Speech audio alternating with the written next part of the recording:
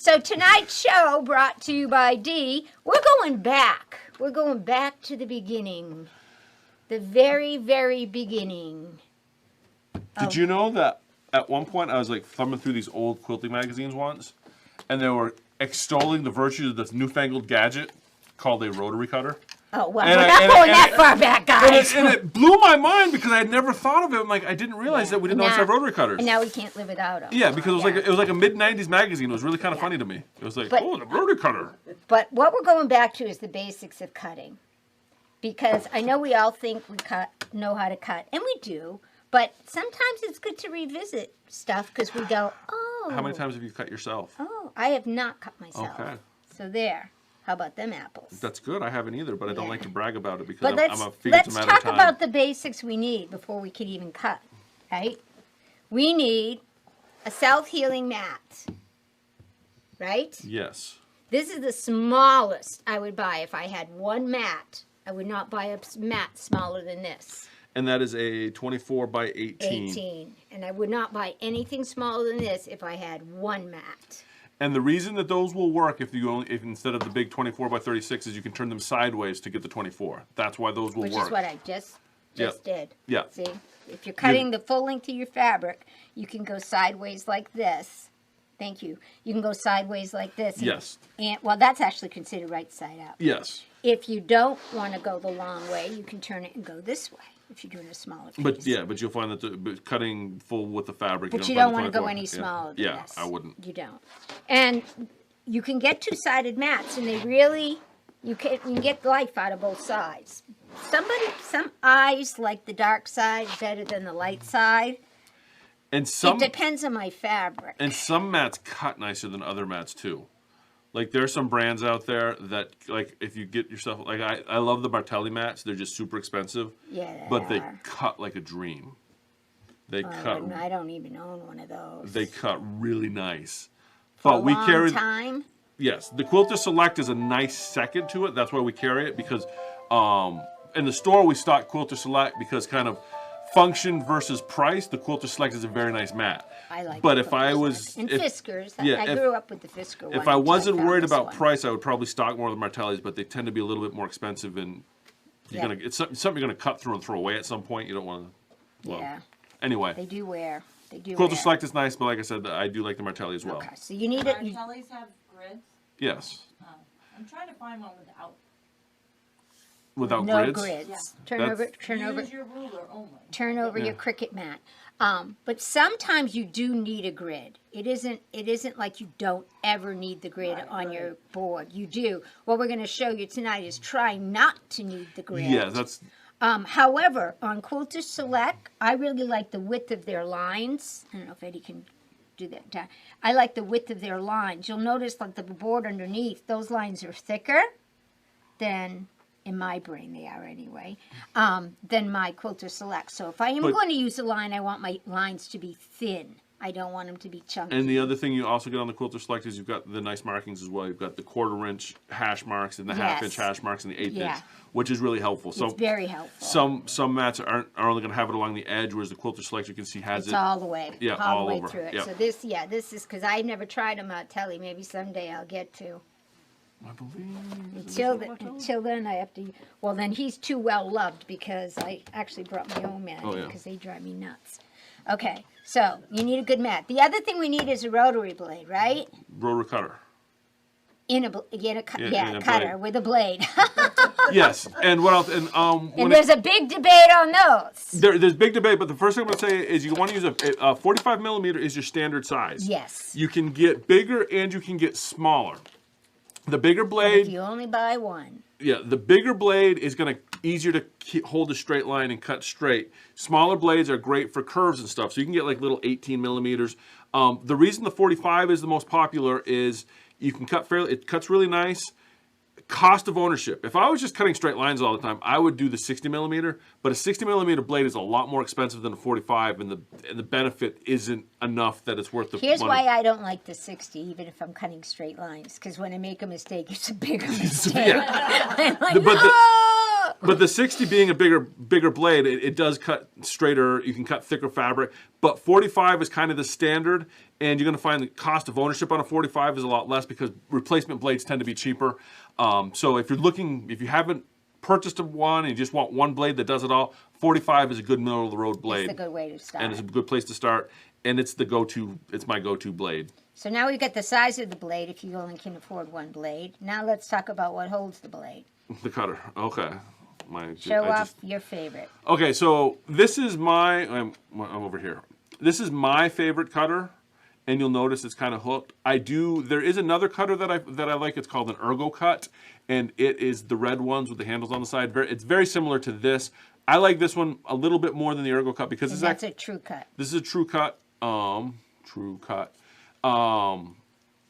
And I like this from a store standpoint because it's ambidextrous. The ergo cuts means you can use both left or right. Left or right hand. Yeah. The ergo cuts you have to buy either specific left or specific right. The other thing I like about this, it's got the blade safety isn't spring loaded, and that's another host of issues. Now, most people are familiar with your standard, this has got a little bit of a curve to it. Then you'll see these here, and I know Becky loves this one because it's shiny.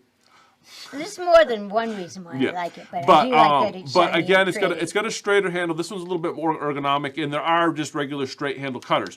The reason that I like the ergo cut is that you can actually cut sitting down fairly easily because of the shape of it. What? I do not cut sitting down.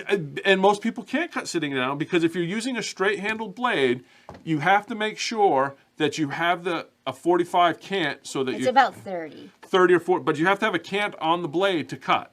And it's very hard to do sitting down. You have to get your elbow up and it gets really funky. With an ergonomic, with the true cuts or ergo cut, you don't need that cant. Because of the way this is shaped, you're already on top of it and pressing down. So you don't need to worry about getting that angle. If you learn to cut on a straight blade, there's a little bit of a learning curve to use one of these, but if you haven't learned to cut yet, this is a good place to start because you can pick up the habit right away, and it's got a few more, it's easier to cut, you can get more downforce on it. And the big reason is the rulers you can buy for it. No. Oh, because I hate those rulers. The rulers don't mean anything to me. Okay. The real reason I like an ergonomic, I fell in love with these the day when we used to do block. My mom would do these block of the months, and she's like, "Oh, we're gonna do this block of the month," and guess who got to cut everything out and put it in little baggies for everybody? Oh. That's how you got your start? It was me. Yes. So. Then why aren't you doing the cutting demo? So what happens is at the end of the day, you wake up the next morning and your whole forearm hurts. And the first couple times, I'm like, why does my arm hurt so much? I didn't do anything yesterday. I just cut fabric. Turns out the ergonomics of cutting, on this you hold your That's really keep falling. When I'm cutting with this, my wrist stays straight. When I'm cutting with any of these straight cutters, you notice my wrist has to turn. It does. And so that's the big difference. If you get an ergonomic cutter, your wrist will stay straight. And you're going to find if you're doing a lot of cutting, it's not going to be as painful. It's a little bit more correct. And that's the big benefit. Like I said, it's a little bit of a learning curve. If you're doing a lot of cutting, I would encourage you to learn to use it and use it. But if you're only cutting now and again, or you have a cricket, you never cut anything anyway. You have to cut strips for the cricket. A regular straight handle is fine, and everybody's got their personal favorites anyway. Yeah. But I will say that if you are doing a lot of cutting, it does make a difference to have an ergonomic cutter because your arm will not hurt at the end of the day, or it's actually the next day that it hurts. I don't think I ever cut that much in one time because I'm a cutter sewer. I don't like to cut. Well, but I got two favorites. This is definitely one of mine, and it's because it's spring loaded, and that means. Am I on? Yeah, there you go. I can't tell because of that thing. Spring loaded. That means my blade disappears when I'm not engaging.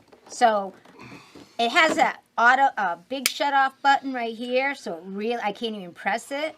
But during the time of me doing my thing, I'm lazy about shutting my blade. So I like this because the blade opens, the blade closes. The blade opens, the blade closes. And that's safety 101 is get in the habit of always closing your blade. Always close your blade. It should closes up automatically unless somebody comes and picks it up and presses the lever. So at the end of the day, before I put it away, I'll do that. but not during the day. I'll But just most people that do a lot of cutting will be in the habit. It's a habit. I will always close my blades because you don't want exposed blades kicking around, and that's how. And it does require you to be at about a 30-degree angle to get the best cut. This is true. This one I really like because it's really pretty, mostly.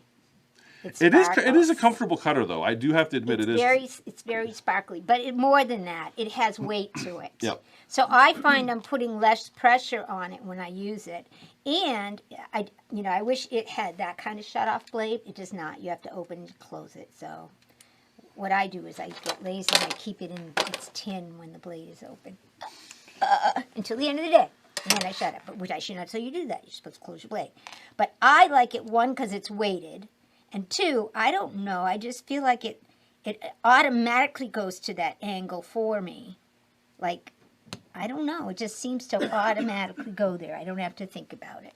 And it's very pretty. That's the most important thing. For me, it is. There's no rhinestone. But mostly I like the weight. Truthfully, Yeah. it probably weighs three times as much yeah. as this one. So there's How weight. come you haven't put any crystals on it? Rhinestone. Rhinestone. Good idea. Good idea. I don't know. Okay, so now we got some cutters. You gotta get We a got- laser etcher, and you can like. Do We all got a sorts. board. Now went to the store, went to Four Pines, and we bought some fabric. Yes. Okay. Lots of fabric. And this came up because Deanna was like, how do I get straight cuts? She was trying to cut a 12-inch square, and she said, I can't figure out where to start to get a straight cut. And I said, I know what you're saying. Do not go by where the shop cuts. They aren't in here to make sure you get a straight cut, Brent. Also, If you'll notice, I always go a little bit beyond what people ask for, so that when you straighten it up, you still have the yard you bought. I will urge you not to use the fold line, although you can have somewhat success using the fold line. You definitely don't use the salvage lines. See, I would say use the fold line. Well, the fold line's better than the salvage line, but I press the first thing I do is get rid of the fold line. Press it out. When I'm going to go get my straight edge, I press it out. And here's why. I want to drape my fabric. Like, if I have my fabric like this, can you see it cocky? Mm-hmm. See, it's not good, right? It's not pretty. you see It's not falling straight. You've got So all I that. do a little dance. Now, if I have a big piece of fabric, it's the same way. I go somewhere in the middle, and I go and I dance my salvages back and forth until I say it's falling nice and straight. More often than not, I do not find that to be my fold line. Oh, it probably isn't. And that tells me my fabric is straight. Everybody see the difference? No? Yes. Yes? Help me out, people! There. Okay. Yes. This is not straight. Yes, it's This not. is no, not see, straight. if you're watching at home, you see how you've got this weird kind of bunching It's here. bunchy.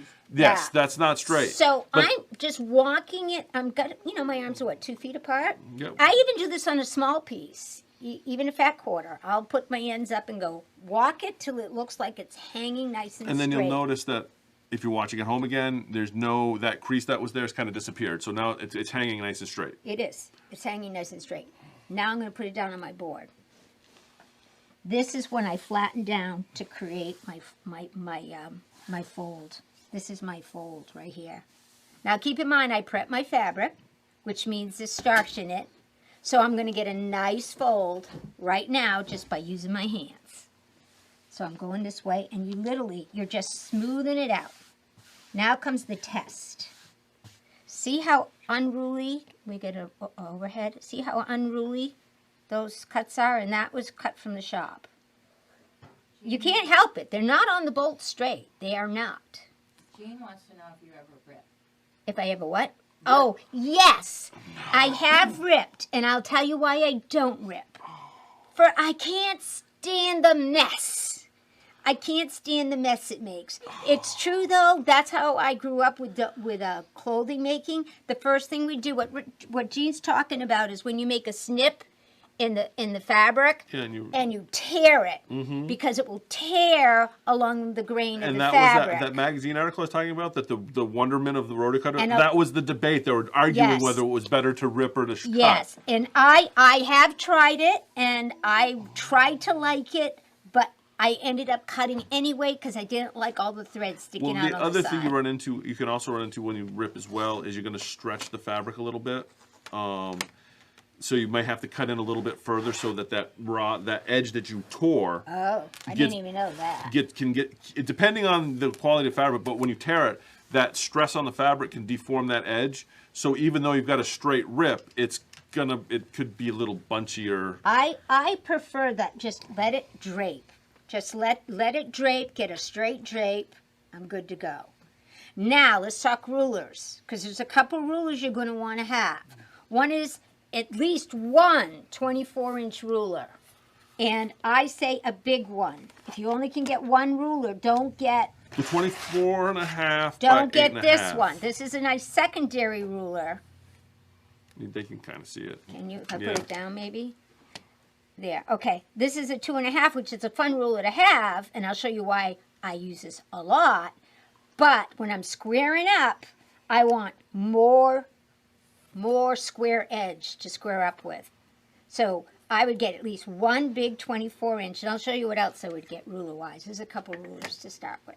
This is the first one, though. So If now, you're only going to have one ruler, it should be a 24 by 6 or a 24 by 8. yes, And a half. Well, yeah, 8.5 or 24 and a half. yeah, you need the 24. Now, what I'm doing overhead here is I'm lining up a straight edge of my ruler with my fold. I am not using my mat. I don't want to use my mat. My mat's there for my blade. I'm not measuring with my mat. I just told you I draped this and it was nice and flat, so I'm now lining this ruler up. And there's a lot of things. Do I put the line on the cloth? Do I put the line off the cloth? It shouldn't be all on the cloth because the line is 1 or 2 threads, but it shouldn't be all off the cloth either. It's like, And you see, this is why I don't do the Like whole this. drapey thing. I just start with the cut and go, but it's not, mine isn't as straight as what she's going to do. The other thing that you may see from the good old days is lip edge rulers. Those were really popular for a while as well. well, I have a tip for that. Oh, you're going to actually say they're good? No, I'm going to show you because for some people, I brought my washi tape again. But lip edge rulers are very popular because you'd use them to square up on the mat. But Well, you can build your own lip with your washi tape. then that assumes that the lip is straight and the mat is straight. That's why I don't. I don't use my mat. I know. I that's what- use my ruler. I'm putting the washi tape on my ruler underneath I know, but so that it goes up neatly against the fold of my fabric. I build a lip with my washi tape. The other thing I use the washi tape for is, oh my God, how many times do you count once and then mess it up, right? I use this to mark. If I got a lot of the same thing to cut, I'm going to put this on my ruler because it comes off and it leaves no stuff. But I actually will, and you'll see, I will build a lip with my washi tape. And because it comes off after. No harm, no foul. But okay, so now we're lined up here, right? Because I just told you this was a straight edge. I said the selvage is never a straight edge. Never, ever, ever think the selvage is straight. It's not. and never assume that the cut edge is straight either. Never. It just isn't. Yep. Because of the way it's on the bowl. Yep. It's highly unlikely. Okay, so now what I'm going to do is if I cut along here, I'm going to end up with 2 straight edges, right? Yep. Okay, so now when you cut, you want to think of your hand as like a little spider that's moving up the ruler while your blade is moving up the ruler. You don't want your hand down here and your blade up there. I don't care how good your ruler is, you run the risk of the ruler moving. You want pressure on the ruler with your hand. I can't do it with this fat ruler, but if I could, I would walk with my pinky on the edge to keep the ruler even steadier. But I can't get my fingers that far apart anymore. So I'll show you what I do instead, because it's really sad. I've come up a way, though. So, because I'm not the only one in the quilting world who can't do that. So I just have giant Sasquatch mitts and I just slap it down. no, and it's go. not about. You don't want to put your hand flat either. You want to think about a spider because you want to walk. You want to walk with this, and you want to keep this as straight as possible. Some people say tip it towards the ruler. No. Some people say take it this way. No. Just picture the side of this blade right against your ruler, and this hand and this blade working together. Okay, it's not a race. The other thing is, don't be cutting like this. With it lined up with your belly button, it's going to go wonky on you, okay? It should line up with your shoulder because this is the cutting guy right here. And so you want to line up with your shoulder, not like this. And I don't ever want to see you doing this, okay? Not cool. Or this, not cool. The only two You're giving away all my secrets. The only two ways to cut are this way and sometimes this way. So you're never cutting towards yourself, and you're never cutting across yourself, and you're never cutting in front of your belly. You're going to get wonky lines. So this is good, right? So I'm going to do my little spider. See, and it's okay to stop along the way if you have to in the beginning, if you're not real fast. First, you have to I was open your going to say, blade. that's not cutting. First, you have to open your blade. And sharp blades. Don't be stingy on yes. sharp blades. Yeah. Two things are going to happen if, you know when you cut and it doesn't cut all the way through and you go, damn. It's usually one of, well, maybe three things. One is you have a dull blade. Two, you haven't pressed evenly as you're cutting. Like if you get far away and you start to let the pressure off. Which is why the ergo cut is nice because you're on top Right. of it. You can actually hear the sound if it's quiet, and it Yeah. never is in here. But at home, if it's quiet, you can actually hear the threads cutting. And you can tell whether you kept it even pressure the whole way. The third reason is a worn out spot on your cutting mat. And that's why you want a sharp blade because your Yes. $80 mat will last longer if you change the $4 blades. Yes. So So let's spider walk. that's just some economics for you. Let's spider walk up here. This time my blade is open. Can you hear it? Yeah. Hear it? Right? That sounded good. It sounded like it cut the whole way, It right? did, yeah. Let's see. It did. Now, here's how I know if I have a good square cut. Before I go any further and start whacking away, open it up and look at the fold we made. Is it wonky at the fold, or is where I cut it, not where the shop cut it, where I cut it, is it nice and straight? See, you're just way more work. I would have just It's whacked nice it and gone. straight. And the reason this is important, if you keep whacking and you are cutting strips, and this first one isn't straight, guess what, pumpkins? None of them are going to be when you open them up. They're all going to have little bows in them. Have you had that happen, Brent? Fess up. Well, I know we all have. But the other thing I'm going to tell you about the bow as well is because of body mechanics, as you get further away from your cut at the top of the ruler, That's why you spider. there's a, I know, but there's a tendency to, Straight, to straight, yes, straight. but the body mechanics, you will have a Maybe tendency. yours. The way, if you're right-handed, if you're right-handed, the way you're using a straight cutter, Yeah. you have a tendency to loop it in as you get further away from you. So be Okay. very careful of that because people will actually, I've seen people do it, they cut and the whole ruler moves with them. Yeah, that's not cool. It's a very subtle thing, but it's because of as you get further away and the way you're holding it. If when I do this test it doesn't look good, I am going to pick it up again and do the shimmy. Because that means I didn't get my shimmy right. That's what's wrong. It means I didn't get my shimmy right. I didn't put it down. I don't have it the fabric nice and square. So this is a really good test. Ever get anything made? All this work And you can do this periodically too as you're cutting along. If you say, this is starting to look a little wonky, go ahead and do another little test and see. I mean, it's got to be strait. And It's what- got to and- be. Glue it. And what I You would can say, glue it. and what I would say, if it is wonky, you can usually fix it with the seam allowance. No! That'll be another show. Perfect quarter inch. But All if right. if you know it's wonky, just cheat it a little bit. Okay, now this is the next thing people will do that makes me go, ah! They go, okay, I got it all squared up, so I'm going to pick up my fabric and I'm going to turn it over to this side because I cut It's easier to cut from that side. on this side. And I'm like, don't move the fabric. Don't move the fabric. Let's say I need a 1-inch strip. I can It take must drive you nuts to watch me cut. this ruler. I try not to look.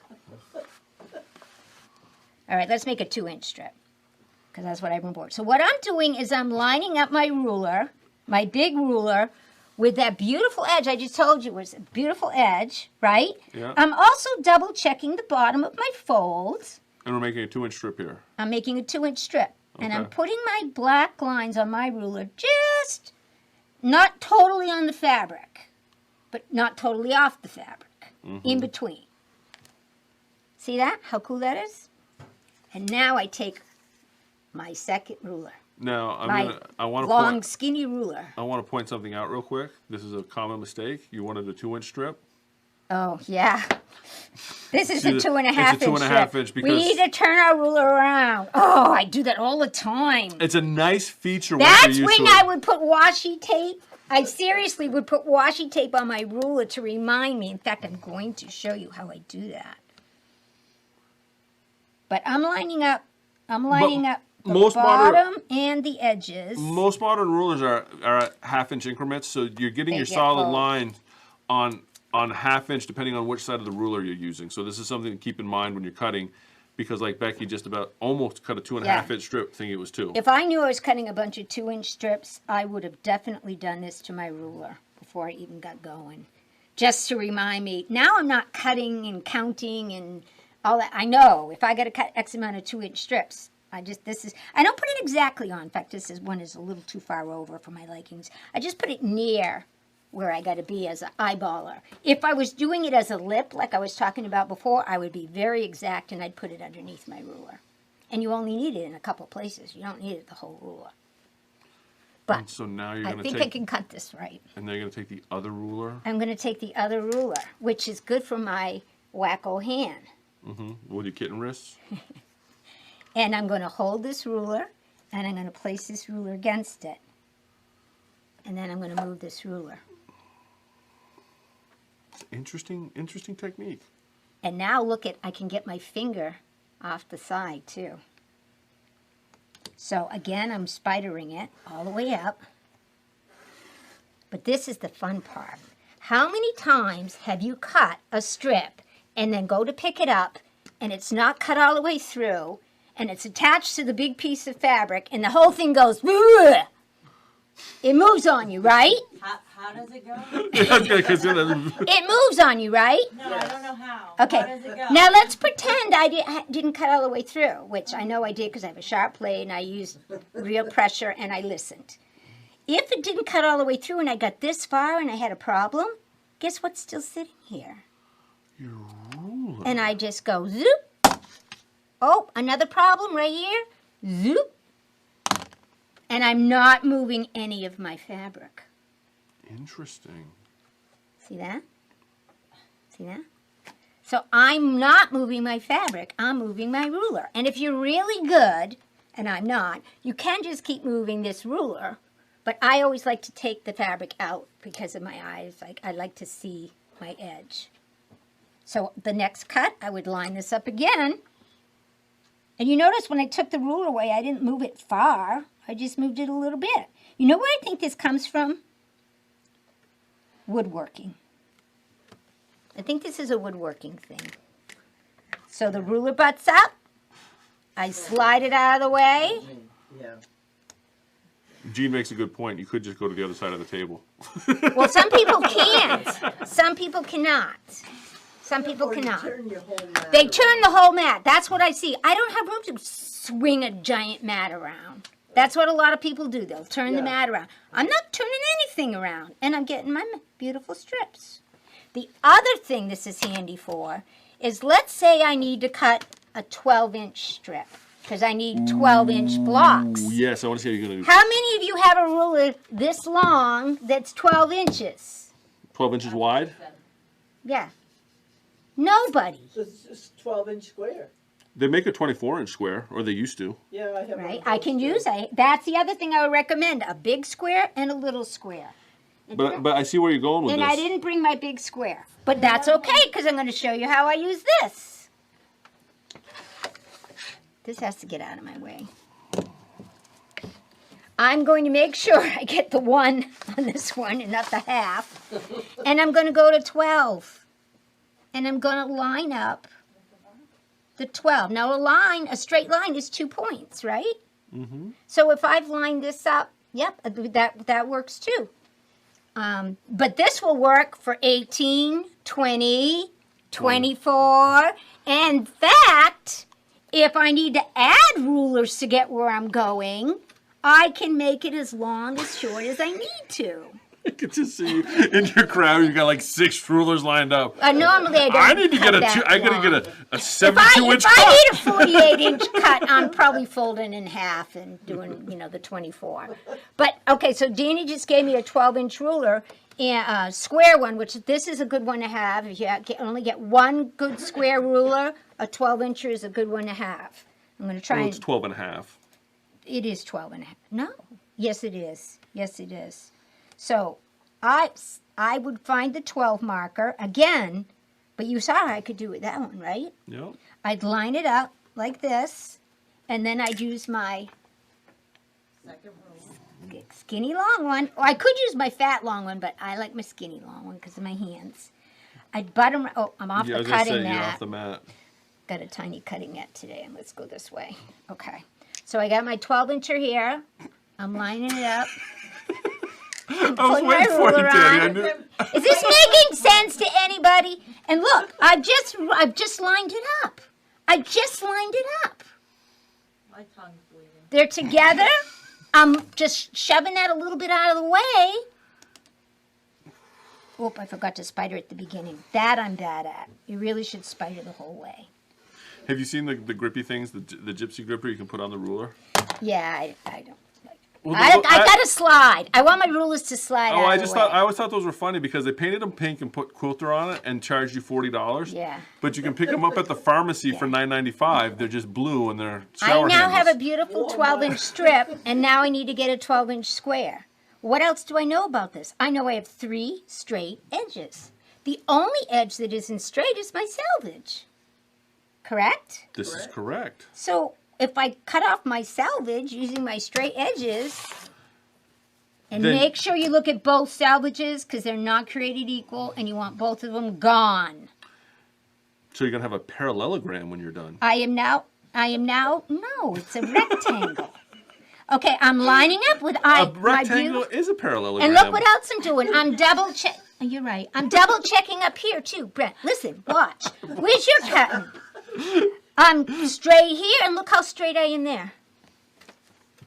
Excellent. It's beautiful. Oh, Brenda Boo. Make him do it. I will. He's not paying attention. Oh, I am know. paying attention. I'm actually. I'm gonna cut his pinky off in a minute. I'm quite impressed because, like I said, I'd just fudge it when I sew it together if it was Watch off a how little fun bit. this is. So off this goes. This is the selvage, right? We don't ever want to use selvage.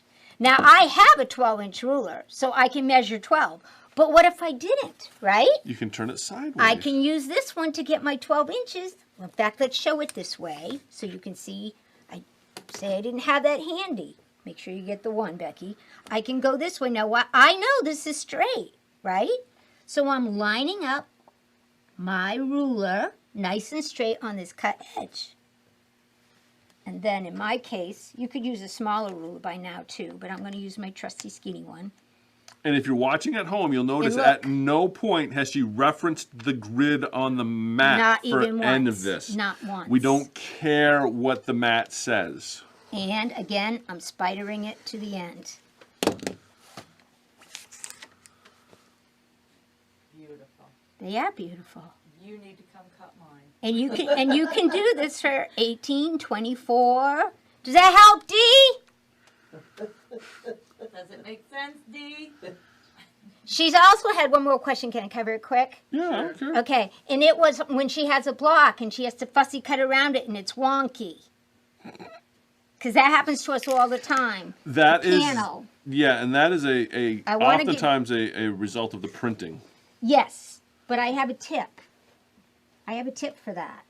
For instance, I cut this one out. Can we go overhead, please? I cut this one out, and it came out pretty square by the time I was done, but it wasn't square when I started. How do you make that happen?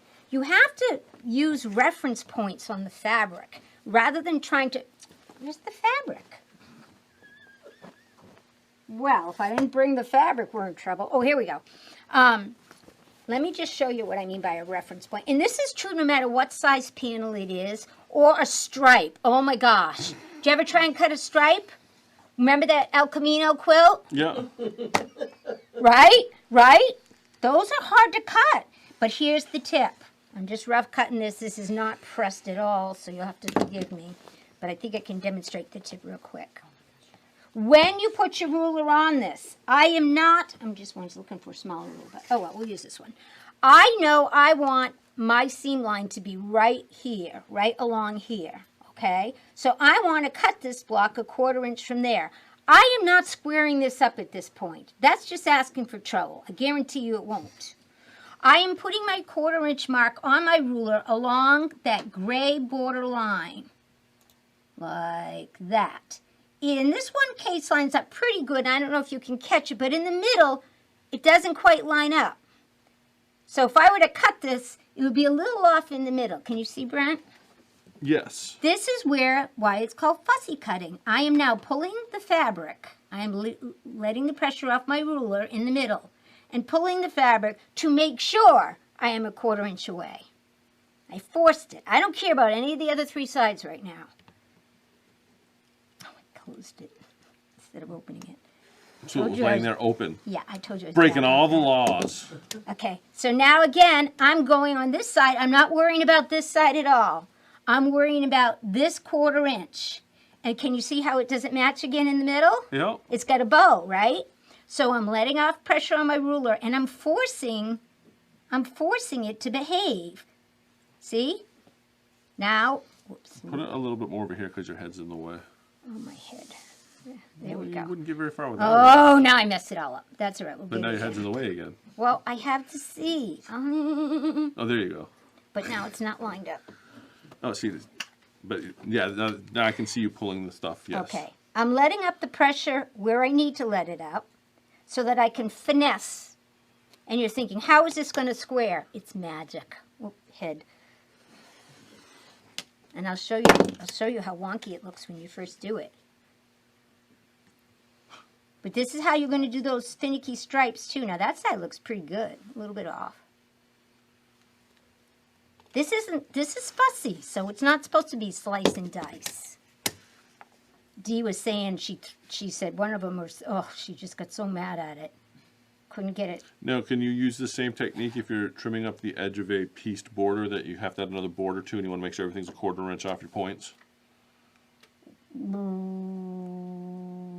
Was it off because you sewed junkily? Well, it's me you're talking to, so I mean, obviously. So, well, you can attempt to do it, but my guess is something else will be wrong if you try to fix it that way. Usually, if their points aren't lining up, there's a problem. Well, I'm not saying the somewhere points aren't else. lining up, but you have how you have those edges just getting them ready to put your last border on after you. Yeah, put yeah. piecing? You can, yeah, you could. I I usually- like to know mine are right, so I don't. Well, I have usually to just do line that, up to the but- 1/4 inches and start lopping, but I was. Oh, yeah, no, use a reference point. Now let's get this 12-inch rule and you'll see how yucky it is. Let me put it underneath the ruler, Eddie, so you can see. I'm going to try and line this up so it's somewhat square. And you can see, well, actually, that's not too bad. That's not too bad. See that? Yeah, I mean, right, 1/2 inch is a little off here, but Yeah. this one's not too bad. My tip was going to be, this is when you get out the vodka and spray I was it. gonna say, get out the vodka and look at Because it sideways. once we spray it, vodka it out. Once you spray it, now, that's probably enough for this. You just love spraying the vodka. Now when I spray it, it's easier for me to square it up. And I like to use, if I have problem blocks, I'll break out this baby. And I'll use him to square up my panel, my little panel. Oh, on your. See, I could use the grids on that thing Yep. and kind of manhandle it into position. And kind of pull it and prod it and make it look nice. Make it look good. What was it supposed to be at 8 1/4, or you just? I don't know. I just went a 1/4 inch away from the gray. Well, I have then- no idea. I just knew I wanted my seam line to be a 1/4 inch away from the gray. And I don't know if that's completely hot, but straight down. Meow. And that's it. That's it. Now you fussy cutted a panel piece that was crooked to begin with, and it won't be crooked anymore. Well, I mean, I don't think I left it on there long enough. This isn't on. Oh, I guess that would help. Was the surge protector not on? Oh, it wasn't on, Brent, the whole time. Oh, well, I'm not going to worry about No, it. I wouldn't worry about it. I But think that's everybody how gets you the fix idea. it. All That's right. how you fix it. Is that everything? Did you want That's to add all to I. it? That's you all I got? get right now. Okay. That's all I got. It works out good. It's a little past 7. We detained 13 people for an hour. Woo! Woo! Actually, it's probably like 10 though, because are you on like 3 different devices? What does the walnut smell like after the vodka spray? Yeah. It really doesn't have a smell to it. I think it. Do you think it has a smell to it? No, not any worse than any of the other stuff. you No, spray and on I it. can tell you, Gene, I like doubling up my vodka. I was showing One for the quilt and one Brenda. for me. It comes out, the 2-to-1 recipe comes out. Here's one I brought for an example, because I forgot to show everybody last week. Feel this. This is after 1 square of the 2-to-1. Mm-hmm. Brenda thought it was a little stiffer than Best Press. Yeah, I thought it was very much like Best Yeah, it's Press. very similar. Yeah. And I like it to be a little stiffer, so I added more vodka to that one. But it's not. But this is definitely usable at 2-to-1. Definitely. Yeah. Definitely. So yes. And that's that. it You're doesn't smell- evaporating it all now. See, Yeah. I would tend to let it sit a little while. But that's okay. Well, That's all right. Well, we turned it on. Okay. That's okay. Cool. All right. Well, so I guess that's all we have for tonight. What a mess I made. That's all right. It was fun.